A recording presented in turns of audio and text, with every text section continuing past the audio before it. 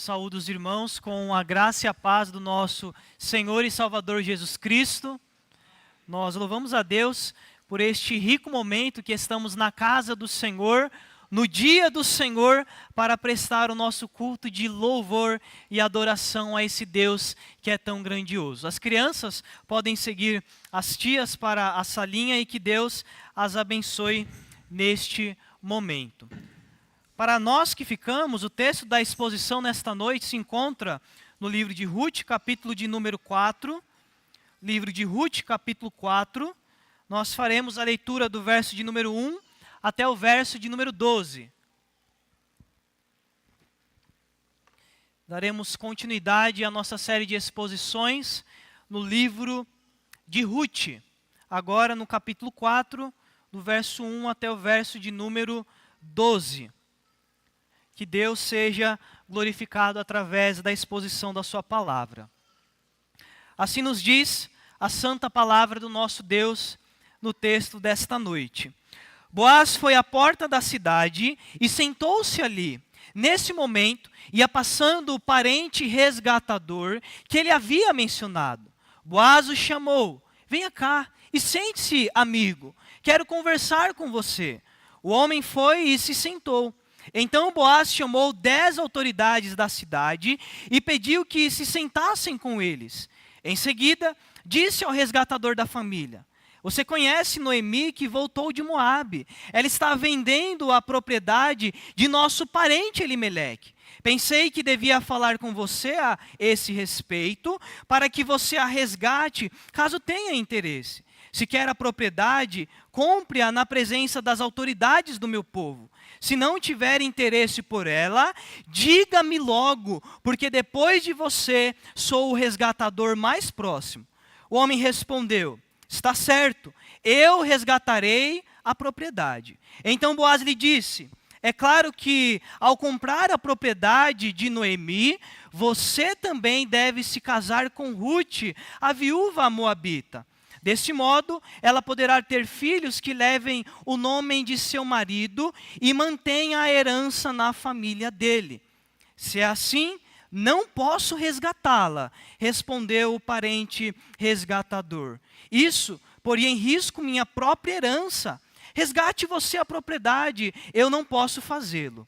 Naqueles dias, havia o seguinte costume em Israel: quando alguém queria transferir o direito de resgate e troca, tirava a sandália e a entregava a outra pessoa para validar publicamente a transação. Assim, o outro parente resgatador tirou a sandália e disse a Boaz: compre você a propriedade. Então Boaz disse às autoridades da cidade e ao povo ao redor: vocês são testemunhas de que hoje comprei de Noemi toda a propriedade de Elimeleque, Quilion e Malom. E junto com a propriedade, tomei como esposa Ruth, a viúva moabita de Malom. Assim, ela poderá ter um filho que leve o nome da família de seu falecido marido e herde a propriedade da família aqui na cidade natal dele. Vocês hoje são testemunhas disso.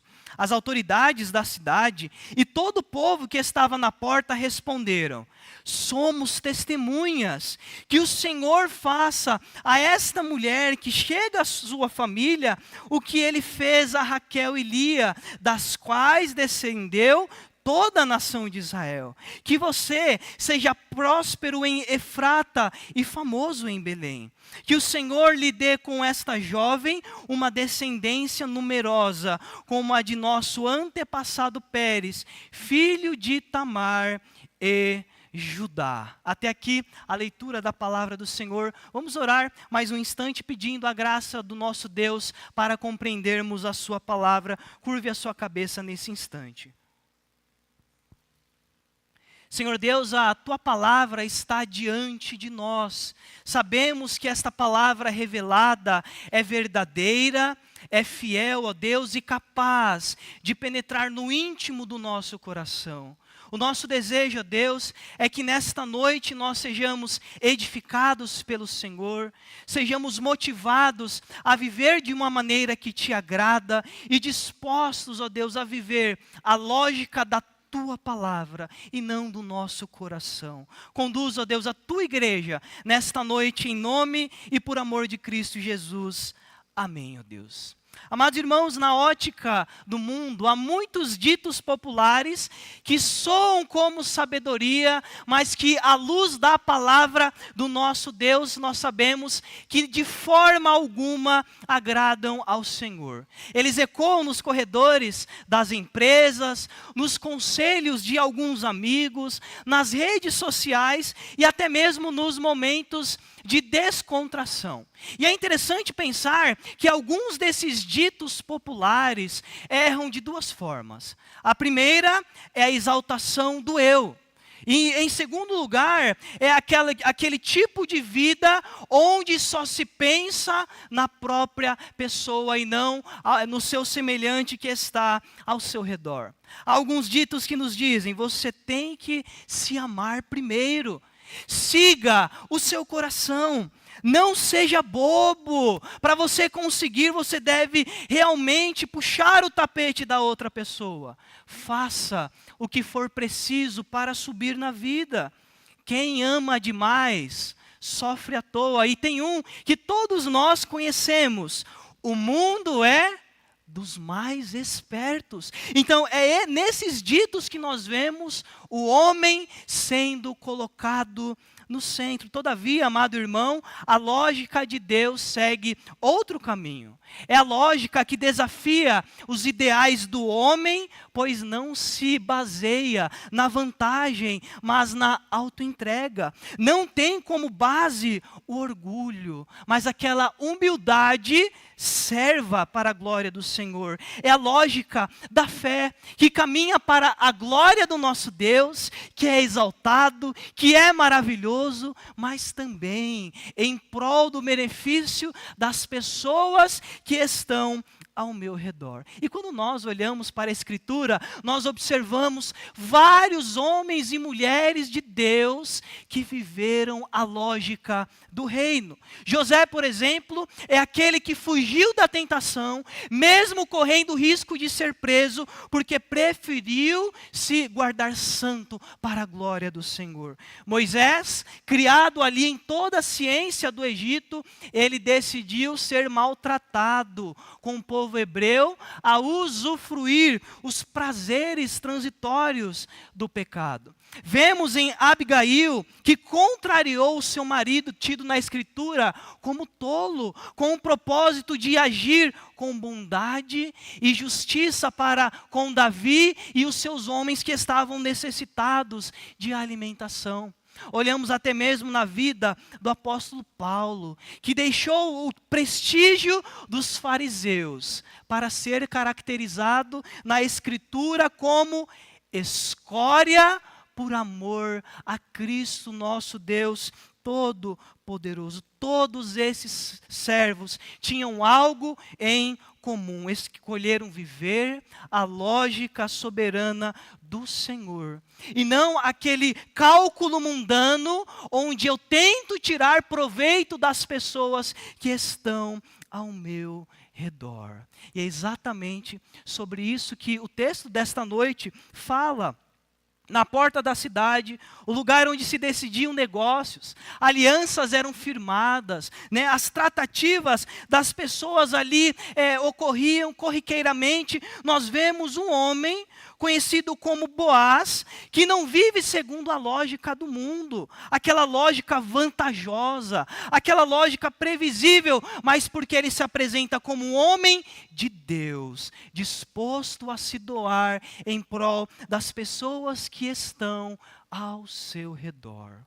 compreendendo então que vivemos não de acordo com a lógica mundana, do homem autocentrado, do homem que busca tirar vantagem do seu semelhante, do homem que não é misericordioso, bondoso, mas na ótica, na lógica que agrada ao nosso Deus. O tema que pensaremos nesta noite é vivendo segundo a lógica do Deus soberano. Vivendo segundo a lógica do Deus soberano. Em primeiro lugar, viver segundo a lógica do Deus soberano nos faz romper com a lógica do mundo. Viver segundo a lógica do Deus soberano nos faz romper com a lógica do mundo. E é isso que nós encontramos do verso 1 até o verso de número 6. Na última pregação, onde refletimos no livro de Ruth, nós vimos que é possível encontrar descanso e proteção no nosso Redentor. No nosso caso, o Redentor é Cristo Jesus. Nós vemos então o caminho de Ruth até a eira de Boaz. Ela se coloca ali, ela é auxiliada por Boaz, e nós vemos ele tomando uma atitude depois de ser ali requisitado para exercer o seu direito de resgate. Ele se compromete. Ele diz a Ruth que não mediria esforços para se casar com ela. Então o que nós vemos aqui no capítulo 4 é Boaz então agindo. Ele tem uma coisa para resolver e ele não fica parado. É assim que nós nos sentimos quando nós temos uma demanda, uma responsabilidade. Nós acordamos cedo, nós fazemos as nossas ligações, nós conversamos com algumas pessoas que muitas vezes já passaram por uma situação parecida e não sossegamos até ver o quê? A questão resolvida, e assim nós seguimos em frente. Então o texto começa dizendo: Boaz subiu à porta da cidade e sentou-se ali. Então, em primeiro momento, nós precisamos tirar os nossos óculos ocidentais e tentar entender qual é o significado da cultura da época de se sentar ali, né, à porta da cidade. Então, na cultura hebraica, a porta da cidade não era apenas um local de entrada. Havia grande movimento das pessoas ali conversando, resolvendo as suas coisas do dia a dia. Lembre-se, a maioria, né, dos cidadãos trabalhavam onde? No campo, na lavoura. Então era na porta da cidade que as pessoas se reuniam para julgar decisões difíceis, lidar com assuntos complicados, lidar com contratos que precisam ser firmados a respeito de propriedade, a respeito de uma pessoa que ficou viúva e assim por diante. Então, se nós levantássemos a pergunta, que se houvesse algum irmão da igreja presbiteriana de Piranhas, num evento legal nessa época, quem seriam? Os anciãos, ou seja, as pessoas mais dotadas de experiência no nosso meio, mas também os advogados. Encontraríamos o nosso irmão presbítero Epaminondas, presbítero José de Miratã, o nosso irmão Luiz Guilherme, e assim por diante. Então, hoje poderíamos comparar a porta da cidade com um fórum, um tribunal, onde as questões legais do dia a dia eram resolvidas pelas pessoas. Lá em Gênesis 23, verso de número 10, quando Abraão, ele sofre a perda de sua esposa, ele vai conversar com Efron, e ali para adquirir o campo de Macpela, ele se faz o quê? Ele se reúne na porta da cidade. Em Deuteronômio 21, verso 19, quando um filho rebelde estava dando trabalho para os pais, desonrando o nome dos seus pais e quebrando o mandamento do Senhor, o filho era levado até a porta da cidade e os anciãos, então, eles lidariam com a questão, vendo se o filho então deveria ser morto ou não. Você deve se lembrar do próprio Estevão, servo do Senhor, que pregou o Evangelho, que falou a respeito de Cristo, aquele que é apresentado em toda a Escritura. E por conta dos corações incrédulos, Atos 7 e 8, ele é jogado para fora da cidade, apedrejado, e assim ele morre. Então Boaz, na época dos juízes, onde cada um fazia aquilo que achava melhor, é um homem que preza pelo quê? Pela lei de Deus. Tanto que no texto que se segue, ele ajunta para si, para lidar com a questão, cerca de 10 anciãos, homens de sabedoria com o propósito de lidar com a questão de maneira legal. Então, ali assentado, nesse momento ia passando quem? O parente resgatador. O parente mais próximo de Ruth, que tinha o direito de fazer o quê? Se casar com ela e comprar a propriedade do seu marido que havia morrido. Então Deus nos bastidores está o quê? Está conduzindo todas as situações. Ele se senta ali, aparece então o parente mais próximo de Ruth e ele o chama, sente-se, amigo. Talvez na sua tradução apareça fulano. Nós não sabemos a razão, mas o autor, ele por algum motivo não quis registrar o nome do parente de Ruth, e isso nós vamos ver no decorrer do nosso texto. Então ele tinha o direito legal de resgatar Ruth e tomá-la, Ruth viúva, como sua esposa, comprar a antiga propriedade de Malom. Mas qual será a sua atitude no decorrer da caminhada? Então, ele vê ali o parente de Ruth, chama para perto. Ele depois reúne cerca de 10 autoridades ou anciãos que funcionariam ali como as testemunhas do acordo que estava em andamento. Nós temos, inclusive, um mandamento na palavra do nosso Deus, que é exclusivo para esse tipo de tratativa, lá em Êxodo capítulo 20. Sabe qual é? Não dirás falso testemunho contra o teu próximo. Muitas vezes nós aplicamos, no sentido de não mentir, de não caluniar, de não fofocar. E sim, essas aplicações. Todavia, Êxodo 20, verso de número 16, normalmente era utilizado o quê? Quando as pessoas se reuniam para tratar de questões legais, onde a justiça deveria prevalecer e o bem do semelhante deveria o quê? Ser a base da minha motivação para lidar com as questões de maneira geral. Então, você consegue ver em Boaz um homem que toma atitude, que não foge das suas responsabilidades, e aqui está o quê? Cumprindo a sua palavra. Ele foi atrás para, assim, resgatar Ruth. Mas primeiro ele precisa fazer o quê? Lidar com o parente mais próximo. E no verso 3 nós vemos este homem de Deus tratando as coisas não com milindre. Ele não fica escondendo, falando uma coisa aqui e deixando outra para trás, não. Ele é claro. Ele diz ao parente mais próximo de Ruth, você conhece Noemi. Ela está vendendo a propriedade de nosso parente Elimeleque.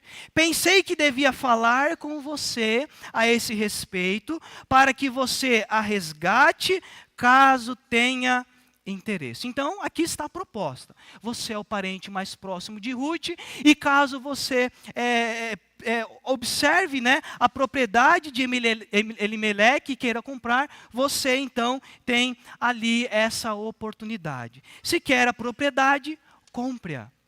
E ali nós vemos o amigo, ou o fulano de tal, respondendo, está certo, eu resgatarei a propriedade. E é interessante, amados irmãos, que nós estamos falando dos dias dos juízes.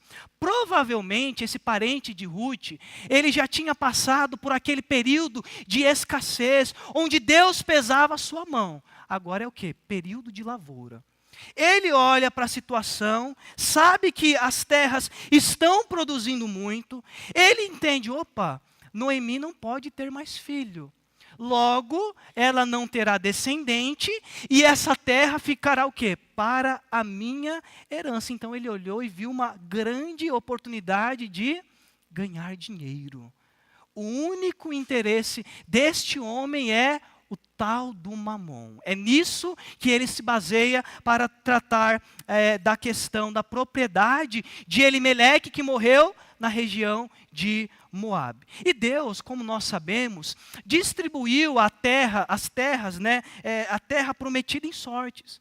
De maneira que se alguém vendesse a sua propriedade, no ano do jubileu, ou cerca de 50 e 50 anos, a pessoa poderia o quê? Tomar de volta a sua terra, para que a sua terra não saísse o quê? Da sua família. Era uma maneira de Deus lidar com a pobreza e assim as pessoas não ficassem sem o quê? Sem um suporte futuro. E assim por diante. Quando Jesus Cristo fala que os mestres da lei e fariseus devoravam a casa das viúvas, Mateus 23:14, Jesus está condenando o quê? O ato das pessoas que se aproximavam das viúvas não para cuidar, não para amar, não para dar suporte e ser misericordioso, mas para casar, esperar morrer e ter agora o quê? A propriedade, o recurso financeiro. Então, o amigo ou fulano de tal, ele só estava pensando o quê? Na terra, na propriedade que ele estava ali, disposta a ele. E depois que Noemi morreu, tá certo, tudo bem, segue a vida e assim por diante. Essa é a perspectiva do homem natural que só olha para o seu próprio umbigo. Ali está uma viúva desamparada, carente, necessitada de suporte, necessitada de alguém que vá à frente e auxilie nas suas demandas. E do outro lado nós vemos um homem que está perplexo em tentar resgatar, e do outro alguém que tenta tirar o quê? Proveito. Para o benefício próprio e não para auxiliar as pessoas que estão ao seu redor. E aí que Boaz, ele usa a sua carta na manga. Se você quiser comprar a propriedade, você precisa também casar-se com Ruth. Opa, aqui a coisa muda. Sabe por quê? Porque o verdadeiro peso da responsabilidade aparece. Não é apenas redimir a terra. Se o parente mais próximo de Ruth, o amigo, o fulano de tal, se casasse com Ruth, o filho que ele tivesse com Ruth teria o nome do antigo pai falecido, e a herança então passaria para quem? Para a linhagem de quem havia morrido. De maneira que esse homem, ele passa a recusar a proposta. Isso ameaça a minha herança. Verso de número 6. Não posso resgatá-la, porque isso põe em risco o quê? A minha própria herança. Sabe qual é a questão? Esse homem, ele está preocupado apenas em ganhar.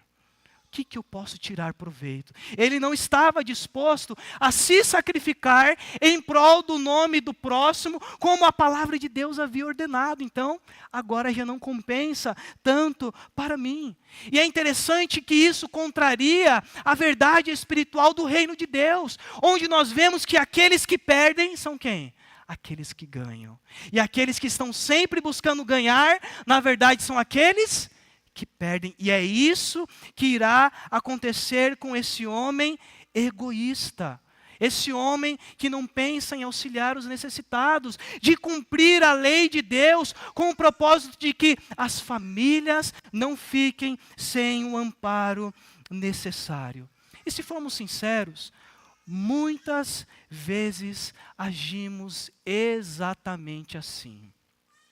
No reino de Deus, eu irei servir se isso me trouxer o quê? Algum benefício. Eu vou ajudar essa pessoa se em algum momento eu tirar proveito da situação e assim por diante.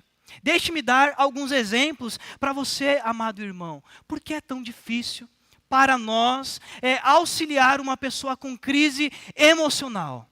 Porque isso custa. Custa tempo. Custa o nosso esforço de entender a situação da pessoa. Custa nós nos aprofundarmos na palavra de Deus, para que assim nós tenhamos aquele conselho preciso que agrada ao Senhor.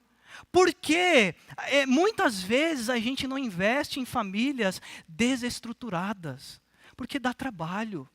Porque a gente muitas vezes não vai receber, humanamente falando, o quê? o retorno. Então a gente vive a nossa vida, muitas vezes com aquela mentalidade existencialista, como se a eternidade não existisse, ou materialista. Sabe por que materialista? Porque para trabalhar nós temos tempo, para buscar o pão em casa nós temos ali o nosso esforço, nós realmente nos dedicamos para conquistar as coisas. E muitas vezes, famílias desestruturadas são colocadas de escanteio. Pessoas emocionalmente abaladas são deixadas de lado. Pessoas que estão se achegando na igreja, que precisam de o quê? De um amparo, de um sustento. São colocadas em último lugar, porque isso vai exigir de mim o quê? Dedicação no reino, dedicação em partilhar a comunhão, dedicação em ouvir a história do outro lado e tentar entender e ser um canal de bênção sobre essa pessoa que muitas vezes tem uma vida sobrecarregada. E assim, o trabalho fica muitas vezes para um grupo de pessoas que ficam exatamente cheias e muitas vezes sobrecarregadas, porque muitas vezes nós agimos com egoísmo. Se eu não tenho proveito, logo não hei de auxiliar. Como é que está o seu coração nesse sentido? Há tantos ministérios na nossa igreja, o ministério de transmissão, de mídia, nós temos o ministério de acolher, onde há o primeiro contato com aqueles que visitam a nossa igreja. Nós temos o ministério de evangelização. Será que você tem se disposto a servir, ainda que humanamente falando você não ganhe nada em troca por isso, amado irmão?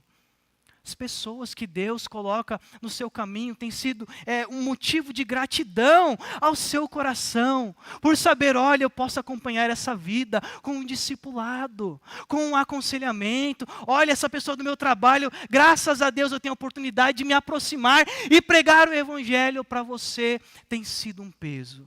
Porque se tem sido um peso, é porque a sua mentalidade está sendo conduzida de acordo com a lógica do mundo. Onde o homem é o centro, e se não há ganho mundano, eu não quero me envolver. Então rompa com esse evangelho do conforto. Sou cristão de domingo. Olha que culto abençoado, glória a Deus, e a semana inteira passa, sem trabalhar no reino de Cristo, o nosso Senhor Todo-Poderoso. Você não precisa fazer tudo, ser um ativista. Não, não é isso. Mas com o seu pouco, com um pouco do irmão, com um pouco do outro irmão, a igreja avança, o fardo fica mais leve e assim nós servimos com dedicação. Evangelizar não deve ser inconveniente. Aconselhar não deve ser alguma coisa que a gente acha que é um peso. Discipular como uma coisa que vai tirar o tempo de fazer outras coisas. Mas estas coisas devem ser vistas por nós como um privilégio que Deus nos dá, para que assim exaltemos o nosso Senhor Todo-Poderoso.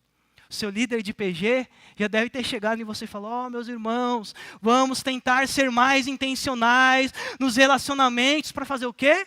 Convidar a gente. Quem você tem chamado para comparecer à casa do Senhor? Quem você tem se aproximado para anunciar o evangelho, conquistar a pessoa para si, para depois ver essa pessoa ouvindo a palavra e se rendendo a Cristo e entendendo o evangelho e amando a Deus de todo o coração? Pense na sua vida. Há várias coisas que podemos fazer para a glória do nosso Deus. Paulo mesmo diz que nós devemos nos doar, levai as cargas uns dos outros, e assim cumprireis o quê? A lei de Cristo, Gálatas 6, verso de número 2. Então, se você tem vivido de acordo com essa lógica do mundo, onde só busca aquilo que é do seu interesse, onde não há doação no serviço, onde você não investe em vida, onde você não se esforça para evangelizar, onde para você fazer a obra de Deus é um peso, diga: Senhor, muda o meu coração. Eu não posso ir para a tua casa apenas aos domingos e fazer a tua obra num momento específico, porque eu sou do Senhor e os meus dons, os meus recursos, o meu tempo é para a tua glória, para o teu louvor e para a expansão do teu reino. Diga, Senhor, mude, me dê motivações, prepara alguém, ó Deus, que vai caminhar comigo, porque às vezes nós temos dificuldade de aconselhar, de evangelizar, de discipular, então é necessário o quê? Treinamento. Então ore, Deus, né? Prepara alguém para me ajudar a lidar com as minhas imperfeições, e assim que eu viva para a tua honra e para a tua glória, não na lógica do mundo, mas na lógica do Senhor, vivendo segundo a lógica do Deus soberano. Viver segundo a lógica do Deus soberano, em segundo e último lugar, nos leva a viver um amor sacrificial. Nos leva a viver um amor sacrificial. Então, o primeiro movimento é o quê? Romper. Se há alguma coisa no nosso coração que nos atrapalha do serviço, do amor abnegado, de tirar a gente do centro para que a gente pense no reino, pense no próximo, é necessário o quê? Romper com isso. Mas, em segundo lugar, nós precisamos viver um amor sacrificial. Agora é a hora da prática do evangelho. A lógica do mundo evita o quê? Compromisso duradouro. A lógica de Deus, todavia, nos faz abraçar as responsabilidades, nos faz assumir riscos e expressar bondade, misericórdia às pessoas que estão ao nosso derredor.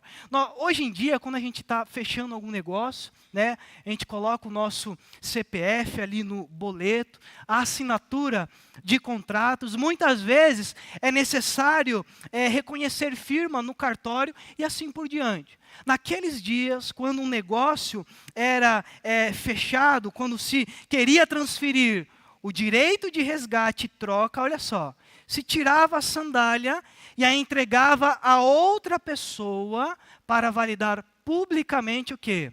A transação. Então, na cultura hebraica, as sandálias representavam domínio e posse. Como Deus disse a Josué, eu darei a vocês todo lugar que pisarem, conforme prometia Moisés. Josué capítulo 1, verso de número 3. Logo, entregar a sandália era dizer publicamente: a propriedade desta pessoa agora está debaixo da sua responsabilidade. Nós firmamos assim o contrato. Então, aquele parente mais próximo de Ruth, o amigo ou o fulano de tal, ele faz o quê? Ele recua. Isso vai me custar, isso vai dar trabalho. Então Boaz, ele aceita o custo e o compromisso. E olha a consequência, né, que nós veremos. Boaz entra na genealogia de Cristo. Porque nós vemos que quem está disposto a perder, na verdade, é aquele que está ganhando no reino do nosso Deus, amado irmão. No século de número 18, dois jovens missionários moravianos, chamados John e David, eles souberam que em algumas ilhas do Caribe, um fazendeiro proibia a entrada de missionários e cristãos. E a questão é clara, o evangelho não pode ser pregado nesta região. E estes homens, então, decidiram se vender como escravos, com o propósito de anunciar o evangelho de Cristo Jesus, o nosso Senhor. E ali, ao embarcar, eles olham para os seus amigos e familiares e dizem chorando que o cordeiro que foi imolado receba a recompensa do seu sofrimento. Imagine as pessoas falando: vocês estão doidos, como é que vocês vão fazer isso? Que atitude maluca, como vocês vão se vender como escravos? Essa é uma atitude que aos olhos humanos são extremamente doidas. Mas quando nós olhamos para o reino de Deus, nós provavelmente sabemos que pessoas se converteram por pessoas que deram a sua vida em prol do quê? Do reino do Senhor, porque quem perde é quem ganha, e nós seguimos assim servindo a Deus. Pare de fugir do custo do amor. Quem ama segundo a lógica do reino, amado irmão, não espera as condições ideais. E deixe-me exemplificar. Família está bagunçada. Aquela família, as pessoas estão brigando, tem um mês que não vem para a igreja, eu sou próximo, mas eu acho que não é o momento de fazer o quê? Chegar com o evangelho. Você está errado. Você tem abertura, você tem proximidade, você tem Cristo no coração, você sabe ler a situação, então a condição é a que se encontra. E você vai, você corrige, você lida com as dores dos outros, ainda que doa na pessoa. Você deve ser fiel a Deus, amado irmão. Assuma onde outros desistem. Muitas vezes as pessoas largam o ministério por motivos extremamente banais. Às vezes, assim, questões de saúde, questões de família, né, questões particulares de casamento, nós entendemos. Mas a gente que está pensando o quê? No autoconforto. E assim se esquecem de se doar. Então, seja aquele cristão pronto a assumir o quê? Responsabilidade, a entender os seus dons e como você pode servir no reino. Verso 9 e 10. Vocês são testemunhas de que hoje comprei de Noemi toda a propriedade de Elimeleque, Quilion e Malom. E junto com a propriedade tomei por esposa Ruth, a viúva moabita de Malom. Assim, vejam, ela poderá ter um filho que leve o nome da família de seu falecido marido e herde a propriedade da família aqui na cidade natal dele. Vocês hoje são testemunhas disso. Essa transação foi muito trabalhosa para Boaz. Custou dinheiro para recuperar as posses de Elimeleque. Ele se comprometeu a cuidar da viúva Noemi, já avançada em idade, a mãe do ex-marido de sua esposa. Boaz sabe que o primeiro filho que nascerá dele levará o nome daquele homem que morreu no passado, mas tudo isso cumprindo o quê? A lei de Deus. Agora, você acha que isso foi fácil?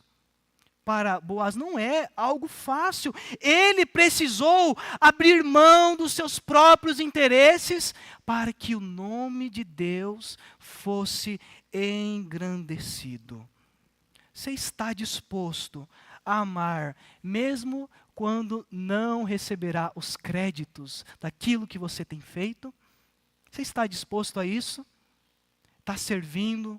E às vezes as pessoas não vêm, e às vezes vai ser ali no particular, e você está evangelizando, você está acompanhando, mas você não verá humanamente falando, né, as pessoas dando ali os créditos a você. Você está disposto a servir, mesmo quando os créditos são apenas dados ao Senhor Jesus? Você está disposto a isso? Se sua fé não o leva a se doar, a amar pessoas reais, talvez seja porque o seu cristianismo, ele está prejudicado. Porque é para isso que Cristo nos chama, a negar-nos a nós mesmos para viver aquilo que Ele tem o quê? Proposto para nós. E é isso que Boaz está fazendo. Ele está vivendo conforme o quê? O padrão de Deus para ele. E é isso que o agrada. Amar é mais do que ajudar, é pagar o preço que for necessário para que o outro seja restaurado diante de Deus. Às vezes você vai evangelizar uma pessoa e você vai tratar com ela tempo, e às vezes a pessoa é ignorante, e às vezes você aconselha a pessoa não vive, e você continua, e com a graça de Deus a pessoa se converte, a pessoa entende o evangelho e se achega o quê? Para a casa do nosso Deus. Deu trabalho ou não deu? Às vezes você orou, jejuou e aconselhou, a pessoa errou, e você foi lá na casa dela e trouxe para a igreja. Quando você vê, a pessoa já está vivendo no mundo e você se esforça, a pessoa erra, mas a pessoa foi restaurada. E em tudo isso, nisso tudo, você vê o quê? A graça de Deus é pagar o preço do esforço, né, das horas de oração em prol da outra vida. É entender que muitas vezes ela não vai te ouvir, mas você quer vê-la o quê? Restaurada. Você quer vê-la o quê? Aos pés de Cristo Jesus, o nosso Senhor. E Boaz, ao fazer isso, é honrado por Deus. É muito bom quando o povo de Deus deixa o ciúme, a inveja, o egoísmo e se alegra quando vê as coisas de Deus acontecendo o quê? No decorrer da história da igreja. É isso que acontece no verso 11 e no verso de número 12. O povo ali, como testemunha, juntamente com os anciãos, eles disseram que estavam cientes que o trato havia sido o quê? Fechado. Que Boaz teria Ruth como sua esposa, que ele compraria a propriedade de Elimeleque, que o seu filho teria o nome do falecido Malom. Eles dizem, olha, nós somos testemunhas, mas não para por aí. O povo diz que o Senhor faça a esta mulher como Raquel e Lia, ou seja, frutífera. Aqui nós vemos o povo de Deus vendo o caminhar e o desenrolar da história e se alegrando de saber que as pessoas estão sendo o quê? Amparadas, auxiliadas, tendo o suporte necessário. E é isso que muitas vezes nós deixamos de fazer. O irmão está trabalhando, e não é que o irmão vai trabalhar porque você dá o apoio ou não, ou você elogia, mas é bom, você vê lá um irmão disposto, dedicado, elogie. Diga, meu irmão, se precisar, estou à disposição. Diga, olha como ficou bonito, ficou mesmo bonito. Elogie o irmão, é isso que o povo está aqui dizendo. Olha, nós desejamos o quê? A bênção do Senhor diante dessas vidas que estão seguindo agora o quê? O propósito do Deus Todo-Poderoso. Que esta mulher seja o quê? Frutífera, como Raquel e Lia. Ou seja, aquelas mulheres que deram luz às 12 tribos de Israel. Eles almejam que Ruth tenha muitos filhos. E continua, que você seja próspero em Efrata e famoso em Belém. O homem que se doa, o homem que se entrega, agora está sendo visto pelas pessoas como homem de Deus. E aquelas pessoas desejam o quê? O mal para ele? Não. Eles desejam a bênção do Senhor, o cuidado do Senhor para com Boaz, esse homem que se doa. Enquanto o amigo, o fulano de tal foi esquecido no decorrer da história, o seu nome nem entra aqui. Boaz é aquele de onde vem a genealogia do próprio Cristo, descendente de Davi. Amados irmãos, e o texto finaliza dizendo que o Senhor lhe dê com esta jovem uma descendência numerosa como a de nosso antepassado Pérez, filho de Tamar e Judá. Então eles invocam mais uma vez a bênção do Senhor. Da mesma forma que Tamar havia sido auxiliada por Judá, depois que Judá fora confrontado diante do pecado dele com a sua nora, nós vemos ela então o quê? Recebendo o cuidado necessário. E o desejo é que, assim como Tamar, teve Pérez, teve uma grande descendência, assim seja para com a genealogia de Boaz. Você quer ser lembrado por aquilo que constrói para si mesmo ou por aquilo que você constrói pelo reino? Porque se você quer ser lembrado por aquilo que você constrói para si mesmo, saiba que você será lembrado como uma pessoa egoísta, como uma pessoa que não visa o benefício do próximo. Mas se você busca glorificar a Deus, ainda que todos neste mundo esqueçam daquilo que você realizou, Deus se lembra do seu esforço e ainda prepara um galardão para você na eternidade, como recompensa do seu esforço, do seu esmero em favor do reino. É isso que ele faz com Boaz.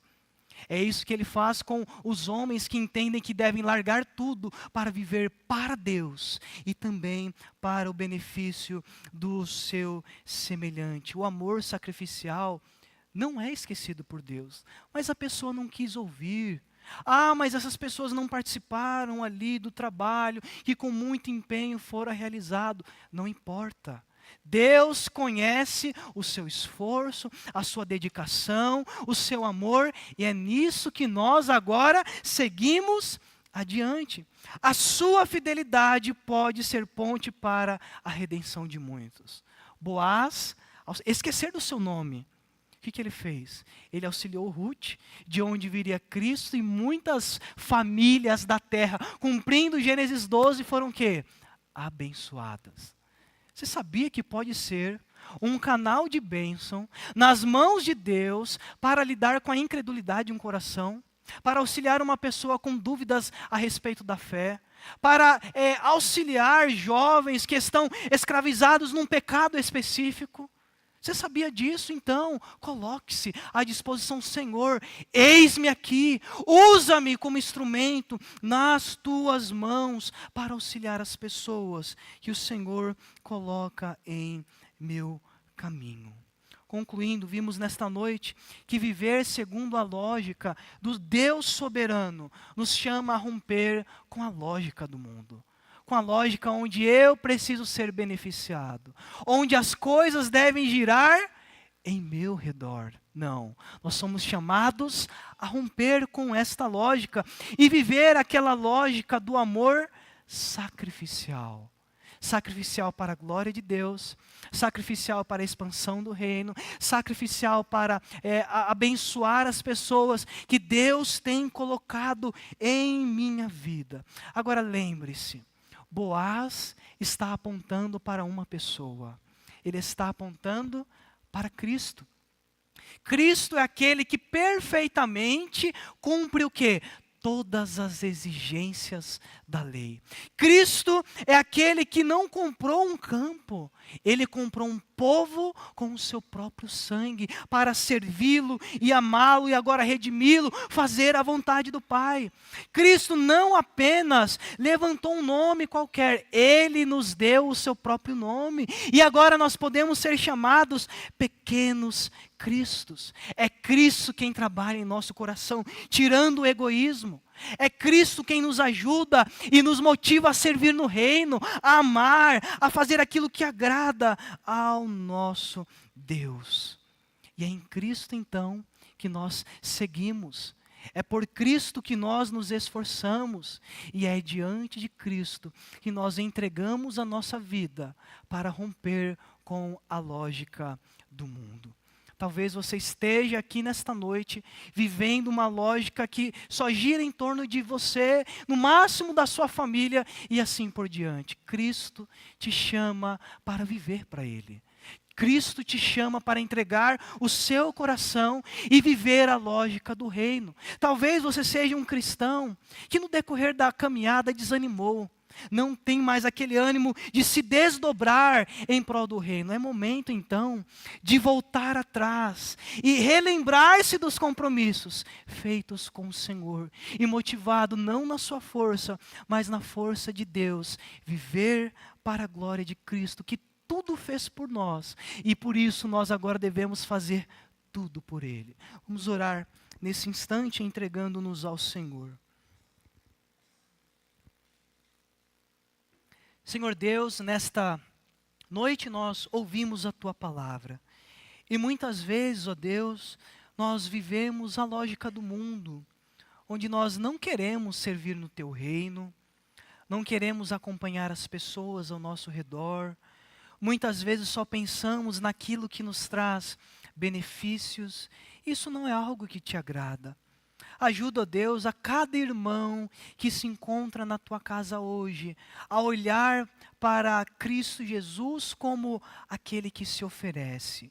E sendo Cristo aquele que se oferece, Cristo é o motivador para que nós também nos ofereçamos para a glória do Senhor. Nos ajuda, ó Deus, a evangelizar as pessoas que o Senhor coloca em nosso caminho. Nos ajuda, ó Deus, a ter sempre aquela palavra temperada com sal para responder às pessoas que estão no nosso ciclo familiar. Ó Deus, no nosso trabalho, as pessoas que encontramos nos nossos afazeres do dia a dia. Não nos deixe, ó Deus, achar que somos mordomos na tua casa, porque Cristo não veio para ser servido, mas para servir. Então que esta igreja seja uma igreja conhecida pelo serviço, pela humildade, pelo amor mútuo a Deus, pela participação no trabalho, por entender que às vezes as coisas elas custarão de nós, mas nós seguiremos assim e tudo isso redundará na glória de Cristo. Então nos ajude a ser assíduos nos PGs, assíduos nas reuniões de oração, assíduos, ó Deus, no discipulado, seja para que eu seja discipulado, seja eu o discipulador. Nos ajuda, Deus, a aconselhar quando necessário, a amar quando necessário, a auxiliar o necessitado quando necessário, não buscando, ó Deus, o benefício próprio, mas buscando, ó Deus, ajudar as pessoas, ó Deus, que estão ao nosso redor.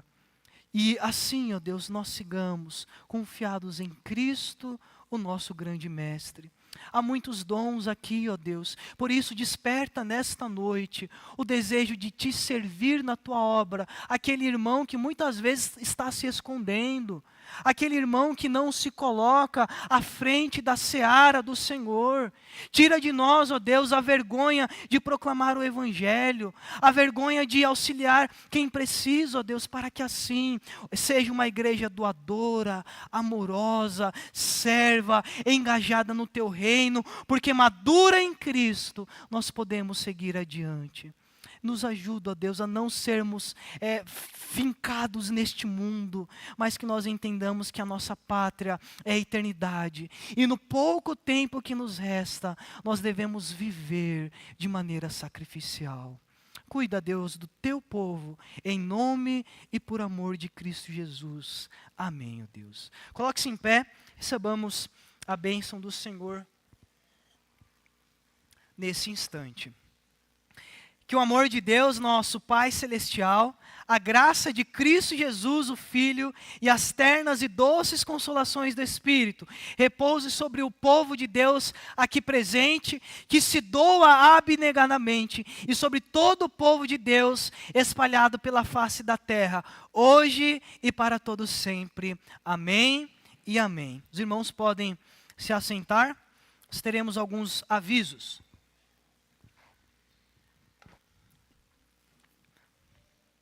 Nós temos algumas pessoas que nos visitam nesta noite, a Silvani e também a Juraci. Elas estão lá atrás, do lado da Amanda. Peço que nosso irmão Fuad, a nossa irmã Vanessa, Amanda, cumprimentem, né, essas pessoas que nos visitam nesta noite. Há alguém que nos visita hoje pela primeira vez? Há mais alguém? Levante sua mão, por gentileza. Então, Silvani e Juraci, que Deus as abençoe. Nós temos... foi embora. João Batista foi embora. Nós temos alguns avisos. O pastor Paulo, né, está em Doverlândia. Ele foi ali estar com os irmãos ministrando a ceia do Senhor e pregando a palavra. Então, oremos para que Deus traga o seu servo em segurança. Amanhã nós temos a nossa reunião de oração aqui na igreja e também o estudo em Apocalipse lá na Congregação Esperança, no setor Santa Luzia. Então, faça-se presente, porque é um momento de crescimento e fortalecimento da fé. Nós temos os nossos pequenos grupos. Quarta-feira nós temos os grupos se reunindo, né, no decorrer na cidade, e quinta no setor aeroporto. Então, se você está correndo da comunhão, volta um pouquinho atrás e some, né? Faça-se presente, porque é o momento que nós temos ali para abençoarmos uns aos outros e sermos edificados através da palavra do Senhor. Sábado nós temos os cultos na Congregação Esperança, então a igreja está unida nesse trabalho e precisamos, né, de todos orando e servindo em prol desta obra que é do Senhor. Terça-feira nós teremos o culto na igreja do presbítero Samuel. Então, participe, né? Vá, faça-se presente. É o momento de estarmos ali e partilharmos também da ceia do Senhor. Esqueci algum aviso, irmãos, que talvez fugiu à memória? Não, então, que Deus nos abençoe, que tenhamos uma semana debaixo da graça de Cristo Jesus, para a glória do seu nome.